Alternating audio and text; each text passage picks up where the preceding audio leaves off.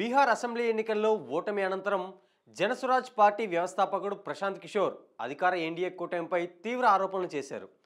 రాష్ట్రంలో అభివృద్ధి ప్రాజెక్టుల కోసం ప్రపంచ బ్యాంకు కేటాయించిన 14,000 కోట్ల రూపాయల నిధులను ఎన్డీఏ ప్రభుత్వం ఎన్నికల సమయంలో దుర్వినియోగం చేసిందని ఆయన విమర్శించారు.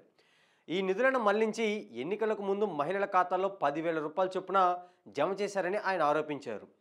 ప్రశాంత్ కిషోర్ నిన్న మీడియాతో మాట్లాడుతూ ఈ ఏడాది జూన్ నుంచి ఎన్నికల ప్రకటన వెలువడే వరకు నితీష్ ప్రభుత్వం ఓట్లను కొనుగోలు చేసేందుకు దాదాపు 40,000 కోట్ల రూపాయలు ఖర్చు చేసిందని ఆరోపించారు.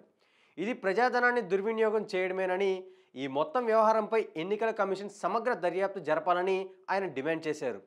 బీహార్ ఎన్నికలకు ముందు ప్రభుత్వం ముఖ్యమంత్రి మహిళా రోజ్గార్ యోజన పథకం కింద 75 లక్షల మంది మహిళలకు నవరాత్రి కానుకగా 10,000 రూపాయలు అందించింది. మహిళా సాధికారత, స్వయం ఉపాధి కల్పించేందుకే ఈ నగదు అందించామని, భవిష్యత్తులో ఈ సహాయం 2 లక్షల రూపాయల వరకు పెంచుతామని అప్పట్లో ప్రధాని మోడీ, బీహార్ ప్రభుత్వం ప్రకటించిన విషయం తెలిసిందే. అయితే ఈ పథకం వెనుక ఓటర్లను ప్రలోభపెట్టే ఉద్దేశం ఉందని ప్రశాంత్ కిషోర్ ఆరోపిస్తున్నారు.